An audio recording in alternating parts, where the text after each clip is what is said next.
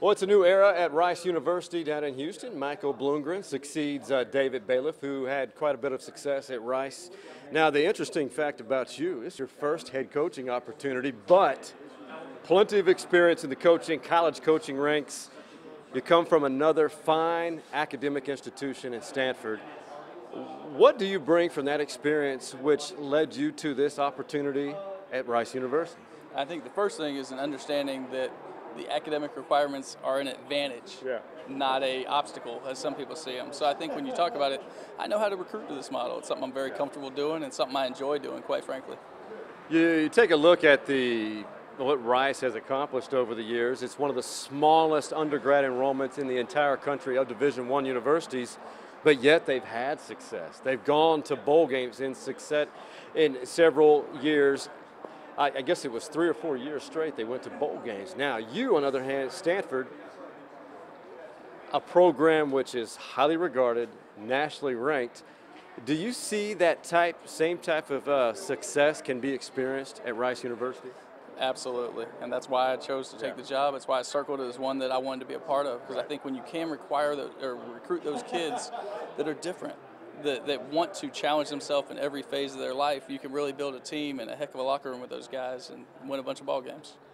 David Bailiff, what did you know about him? He left this program, reached new heights.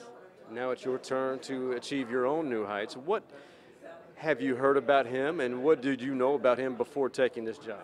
You know, we had a lot of friends in common. We both had worked for Dennis Franchione, and many friends in common is what I would tell you. And everybody, to a man, tells me what a great human being he is, what a great football coach he was, and how much he loved the kids. And I get that feeling from all the parents I talked to and all the players on our team, that they knew Coach Bailiff loved him and wanted what was best for him.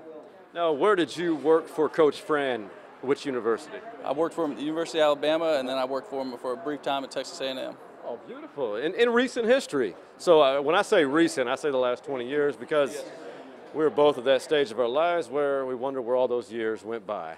Tell me a little bit about what you, outside of successes, but your coaching career, because this is you're at 0-0 for your head coaching career. How do you sum up your experience? You know, that 0 and 0, I think everybody loves a winner and a beginner. So I guess I'll take that hashtag for now and hopefully go and become a winner down the road. But how I sum up my career is I've been very blessed to work for some great people and won a championship at every stop along the way. And I think that's rare. And so I tell the kids all the time, I don't know if I'm lucky or good, but come with me, man, it works. Since you come from deeply rooted and highly regarded academic institutions at Stanford and now Rice, I want to put you on the spot. Can you solve, or do you ever utilize the Pythagorean theorem in everyday life ever? Not in everyday life. What do you tell a young man who obviously he has much bigger goals in life that far greater than football when you're recruiting him? Because let's face it, you're recruiting a guy who wants an education first. Mm-hmm. I tell him that A squared plus B squared equals C squared. And then I'm going to tell him that as we go down the road with this, I hope you understand that you want the best of both worlds. You want a chance to play football at the highest level and get a world-class degree. And there's only 5 places in America you can do that, and that's Stanford, Northwestern, Rice, Vanderbilt, and Duke. And so, you know, you can go to the Ivies and get a great education, or you can play football at the University of. And sometimes that's all you do is play football at some of those institutions nowadays. And this is for people that want to challenge themselves on and off the field. When you walk into Rice Stadium, because a lot of people are not aware, the reason why Rice Stadium is so enormous, because it once hosted a Super Bowl. But Rice was once a national power. And we just discussed the fact that it was, and in recent history, won quite a few bowl games. Now, do you recall a certain incident with Rice University? Dickie Magle, are you familiar with the Rice history, a running back who, I think they played Alabama in a Cotton Bowl, an Alabama player ran off the sideline to tackle a Rice running back. What do you know about that specific play? And that was a long time ago. I'm going to say in the 50s in the Cotton Bowl. Yeah, I remember seeing the play, and it was one of those things you saw kind of like some of the Woody Hayes things on sports shows, you know, it was like bloopers almost.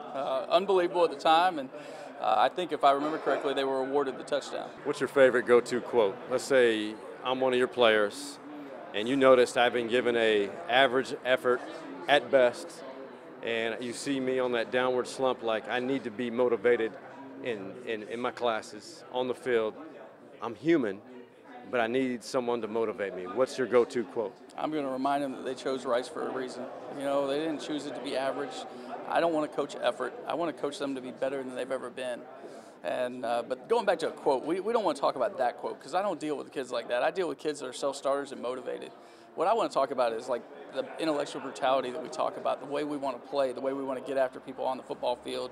And then I want to talk about the quote that really led us to that. It was a quote by Russ Grimm, and it was, "There is no greater feeling as an offensive lineman than to move a man from point A to point B against his will." And I think that sums up what we're trying to do on both sides of our line of scrimmage. You don't see it, but I do have bumps on my arms. I'm motivated, Coach Bloomgren, excuse me. Yeah, no worries. Best of luck. Your first year, he's 0-0, but looking to be 1-0 in their season opener, which will be in late August. For Coach Bloomgren, Sean Clinch, KVU Sports.